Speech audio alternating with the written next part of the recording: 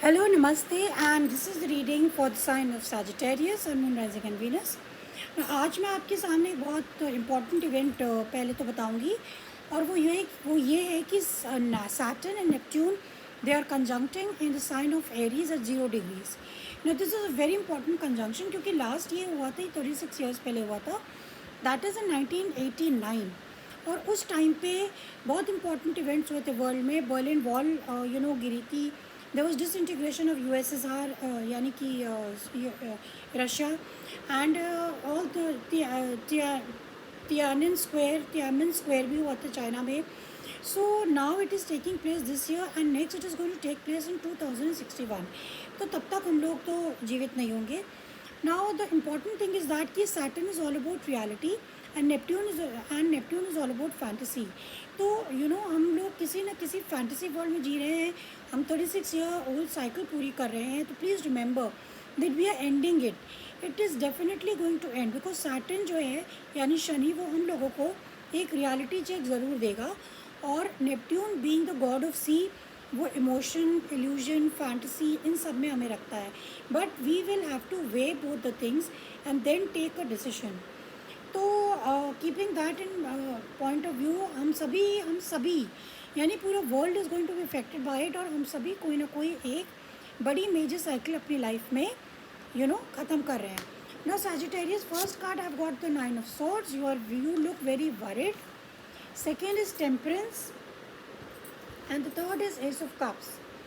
तो कहीं ना कहीं सैजिटेरियस, आप ना, this is your card only, temperance. आप बहुत एंग्जाइटी में हैं. I don't know why. We will see why you are in that much of anxiety. And you have to be patient. Because you are going to get the blessings you want. आप कुछ तो ऐसी बातें जो आप चाहते हैं जो कि नहीं हो पा रही है, so you will be getting the blessings. लेकिन आपको थोड़ा पेशेंट होने की ज़रूरत है. डिवाइन टाइमिंग पे होगा. जब वक्त से पहले और नसीब से ज़्यादा हमें कुछ नहीं मिलता, तो आपको सही वक्त का इंतज़ार करना ही होगा. Now let's clarify these cards one by one. Now I also have this small little showpiece. This is a death card in tarot. Now please don't be afraid. ये जो है ये शो करता है endings. Because one day we have to die, all of us have to die. And I also have a showpiece mug of it. So one or the other day we all have to go. Okay, now Sagittarius, let's come back. आप बहुत anxious हैं. आपके anxious होने का कारण ये है कि यू आर इन सेपरेशन. आप कहीं ना कहीं किसी से इमोशनली सेपरेटेड हैं. और आप या this could be a marriage also. और आप स्टक फील करते हैं. आप शायद अपने आप को डिसकनेक्ट करना चाहते हैं, मगर आप उस सिचुएशनशिप से अपने आप को, ये कोई सिचुएशनशिप लगती है, आप डिसकनेक्ट नहीं कर पा रहे हैं. That is why you are very very very very anxious. आपको रात में नींद नहीं आ रही होगी. वाई? बिकॉज आप कहीं ना कहीं सेपरेशन में, नो कॉन्टैक्ट में, या फिर आप इमोशनली अपने पार्टनर से दूर हैं. और you are very much worried क्योंकि आप शायद या तो इस कनेक्शन को ख़त्म ही करना चाहते हैं, या you want to want peace in this relationship. You want peace in this relationship. This is what's happening here. Second card we have is the Temperance. Temperance is divine timing. We have the Emperor in the reverse. We have the Strength, which is the Leo card. Emperor is the Aries card, and the Five of Pentacles. तो कहीं ना कहीं आप अपनी stability को लेके बहुत ज़्यादा चिंतित हैं. स्टेबिलिटी हो सकता है आपकी फाइनेंशियल सिचुएशन हो, आपके घर की सिचुएशन हो, या आप अपने जॉब में इतने खुश ना हो. तो कहीं ना कहीं आपको फाइनेंशियल क्राइसिस भी हो सकती है. Because we have got the 5 of Pentacles. तो आपको बहुत ज़्यादा अपने आप को बहुत आप हिम्मत रखने की ज़रूरत है. क्योंकि अभी शायद वो टाइम नहीं आया है जब आपका जब चीज़ें ठीक हो. अभी आपको थोड़ा सा वेट करने की ज़रूरत है. You may be facing financial crisis, और may be somebody abandonment issues हो सकते हैं. आपको किसी ने अबैंडन कर दिया हो, और जिसके कारण आप अपनी स्टेबिलिटी को लेकर बहुत ज़्यादा परेशान हैं.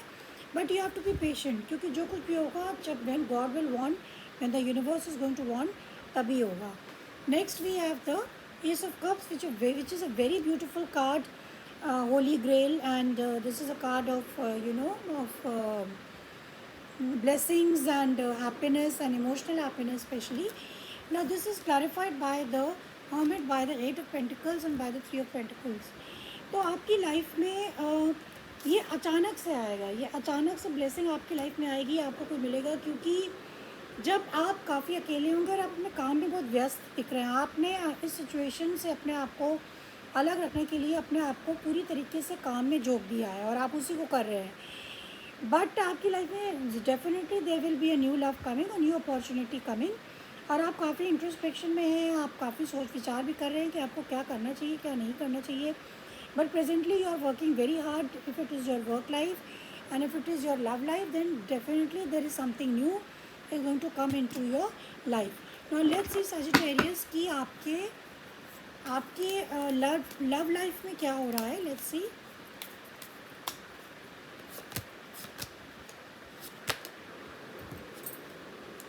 We have secrets, we have indecisiveness, we have broken. तो कहीं ना कहीं आप डेफिनेटली आप काफ़ी ज़्यादा दुखी हैं, आप डिसाइड नहीं कर पा रहे हैं आपको क्या करना चाहिए, क्योंकि शायद एक व्यक्ति आपके साथ उतना ट्रांसपेरेंट नहीं है, कहीं ना कहीं ट्रांसपेरेंसी की प्रॉब्लम हो सकती है. So this is saying broken, that is I fell shattered about this situation. कुछ तो आप दोनों के बीच में हुआ है, because you seem to be feeling very low and you are crying a lot, and then you have indecisiveness. I know my inability to make a decision hurts you.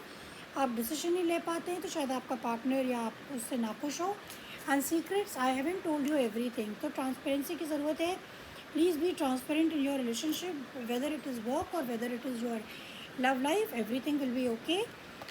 I think in 1 month's time or 9 weeks after, everything will be all right. You will feel better. So this is what I have for you, Sagittarius. Hope you got something from it, and please hit the like button. See you next time. Bye bye.